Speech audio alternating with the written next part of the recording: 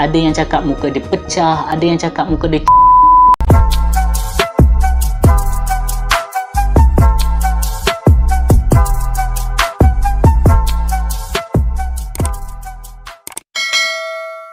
Assalamualaikum, hai, apa khabar semua? Selamat datang sekali lagi ke YouTube channel saya, Asmad Omar, Manusia Itu Unik. Kepada korang yang belum kenal saya, nama saya Asmad Omar. Saya merupakan seorang pelajar kaunseling, dan dalam YouTube channel saya akan bercakap dan berkongsi kepada korang semua berkaitan dengan kaunseling dan psikologi. Jadi kepada korang yang masih lagi baru di YouTube channel saya, korang boleh tekan butang subscribe di bawah, dan jangan lupa untuk tekan butang loceng tu sekali untuk notifikasi video-video baru saya selepas ini. Dalam video kali ini saya ingin berkongsi dan berbincang dengan korang semua berkaitan dengan isu kesihatan mental.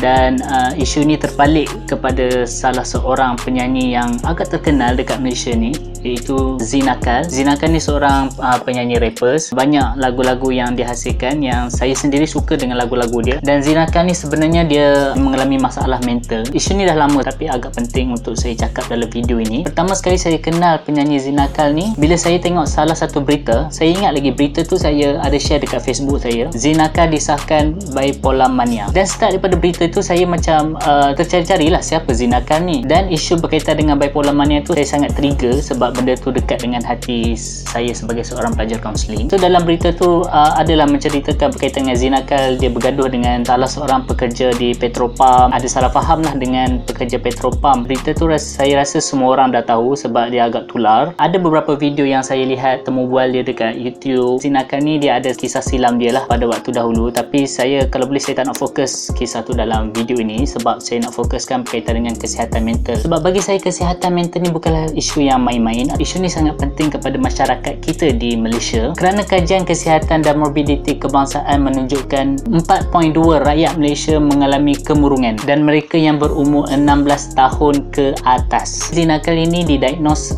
bipolar mania, iaitu salah satu penyakit mental. Penyakit mental ni banyak, ada eating disorder, ada personality disorder, ada obsessive compulsive disorder, dan bipolar mania ni adalah salah satu daripada penyakit-penyakit mental tu. Zinakal didiagnos mengidap penyakit bipolar mania. Jadi apakah itu bipolar mania? Bipolar mania ni adalah penyakit mental yang melibatkan perubahan mood ataupun emosi di antara kemurungan dan mania. Ada kala pengidap bipolar mania ini berada dalam keadaan kemurungan dan ada kalanya dia akan berada di dalam mania. Apabila pengidap penyakit mental bipolar mania ini berada di dalam keadaan murung, di dalam keadaan ini dia akan mula rasa sedih yang terlampau, rasa asyik nak tidur, dan dia akan rasa hilang minat terhadap hobi dia ataupun terhadap benda-benda yang dulu dia buat benda tu dia minat, tapi bila dia mengalami keadaan kesihatan mental macam ni, dia dah rasa macam tak minat untuk buat benda yang dia minat dulu. Dan mania ni pula lawan kepada kemurungan, iaitu di mana seseorang yang berada pada keadaan mania ni dia akan rasa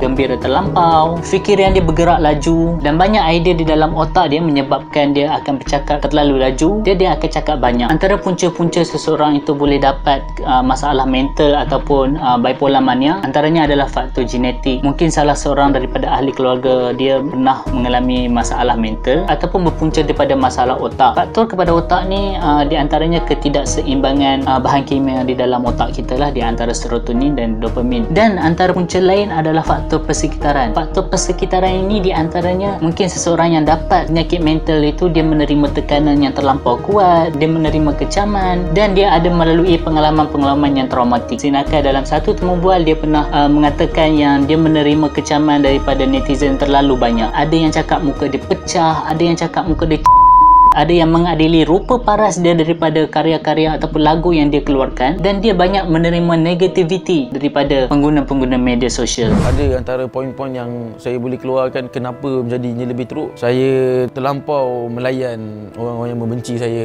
Jadi benda tu pun lagi teruk jadi efek kan dekat otak saya bila saya terlampau banyak sangat terima negativiti daripada masyarakat.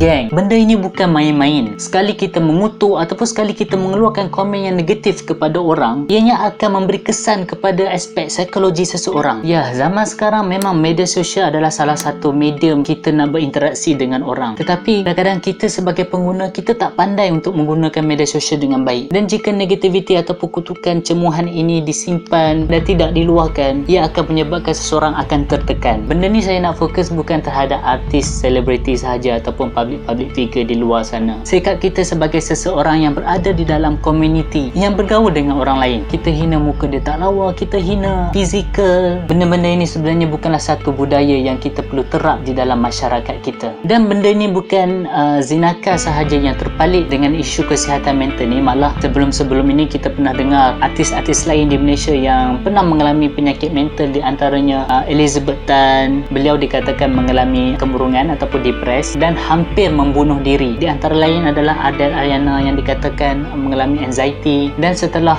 Zinakan ini mendapat rawatan selepas dia didiagnos. Antara satu usaha yang saya puji adalah dia menghasilkan lagu di mana lagu ini memberi kesedaran kepada masyarakat berkaitan dengan kesihatan mental. Lagu ini banyak menerangkan keadaan Zinakal semasa dia mengidap bipolar mania ni, dan di dalam lagu Sakit ini memberi gambaran kepada kita semua yang orang yang mengidap penyakit mental ni sebenarnya dia tak sedar apa yang dia lakukan. Penyakit mental ni adalah penyakit yang kita tak nampak. Mungkin kita nampak dari segi luaran, seseorang itu boleh senyum, seseorang itu boleh ketawa, tetapi di dalam mentalnya tiada siapa yang tahu dia sedih ataupun dia bimbang, dia risau. Sebab itu saya tertarik dalam salah satu lirik dalam lagu Sakit ini, penyakit tiada luka, sakit tiada parut, menggambarkan seseorang yang mengidap penyakit mental ini kita tak nampak apakah kesengsaraan yang dia lalui. Dan secara kesimpulan dalam video kali ini, kesihatan mental ini adalah tanggungjawab kita semua. Sebagai manusia, kita tak boleh judge orang sesuka hati, kita tak boleh judge orang yang sakit mental ni, mereka ni gila, mereka ni tak pandai nak kawal emosi. Dengan kita judge ataupun mengecam mereka, ia tidak membantu dalam masalah kesihatan mental seseorang. Kita sebagai komuniti ataupun kawan perlulah memberi sokongan kepada mereka yang mengidap penyakit mental ini, supaya mereka ini mendapat sokongan yang kuat. Dan peranan kita juga sebagai pengguna media sosial, gunalah dengan bijak. Jadi guys, setakat ini sahaja video saya untuk kali ini. Seperti biasa, jika korang ada pendapat, cadangan atau teguran, korang boleh komen dekat bawah.